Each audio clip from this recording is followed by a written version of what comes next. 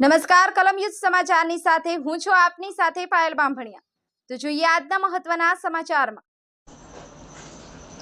સુરત શહેર કોંગ્રેસ દ્વારા વિરોધ પ્રદર્શન। બાળકોને આપવામાં આવતી શિષ્યવૃત્તિમાં ભેદભાવના આક્ષેપ। સરકાર દ્વારા શિષ્યવૃત્તિમાં અલગ નિયમો બનાવવામાં આવ્યાના આક્ષેપ। સુરતમાં ગુજરાત બહારના વિદ્યાર્થીઓને નહીં મળે શિષ્યવૃત્તિ। વિદ્યાર્થીઓને મળતી શિષ્યવૃત્તિને લઈને વાલીઓ દુવિધામાં। કોંગ્રેસ દ્વારા વિરોધ કરી તમામને શિષ્યવૃત્તિ આપવા માંગ। સુરત પાલિકાની તમામ શાળા બહાર વિરોધ કરવામાં આવ્યો। કલમ યુદ્ધ સમાચાર સુરત।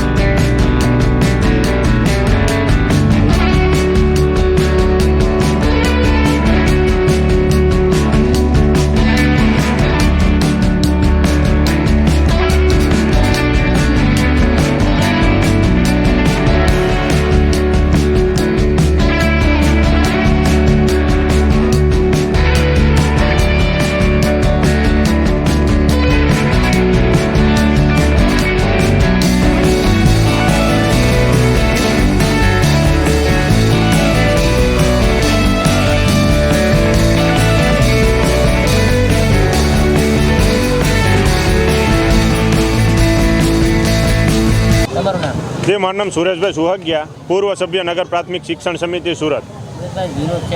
આજરોજ સુરત શહેર કોંગ્રેસ સમિતિ દ્વારા સમગ્ર સુરત શહેરની અંદર નગર પ્રાથમિક શિક્ષણ સમિતિની દરેક સ્કૂલો ઉપર વિરોધ પ્રદર્શન કરવામાં આવી રહ્યું છે। એ વિરોધ પ્રદર્શન કરવાનું કારણ કે ભારતીય જનતા પાર્ટીની સરકાર દ્વારા જે પ્રમાણે બાળકોની સાથે ભેદભાવ કરવામાં આવી રહ્યો છે, એક બાજુ એક ભારત શ્રેષ્ઠ ભારતની વાત કરે છે વડાપ્રધાન, અને બીજી બાજુ ગુજરાતની અંદર જે બાળકો શિક્ષણ મેળવી રહ્યા છે ત્યાં જ એનામાં ભેદભાવના, જ્ઞાતિવાદના, જાતિવાદના બીજ રોપવાનું આ સરકાર દ્વારા કામ કરવામાં આવી રહ્યું છે।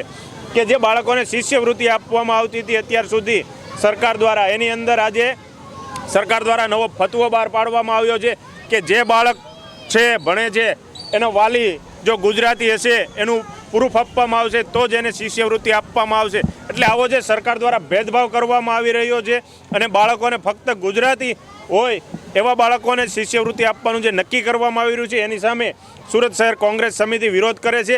અને કોઈ પણ બાળકની સાથે ભેદભાવ ન હોવો જોઈએ। ભારતનો જે નાગરિક છે એ તમામ એક સમાન હોવો જોઈએ અને તમામને એક સમાન હક મળવો જોઈએ। એ માટે આજરોજ એના હક માટે, બાળકોના હક માટે આજે કોંગ્રેસ સમિતિ મેદાને છે અને એને હક અપાવીને રહેશે।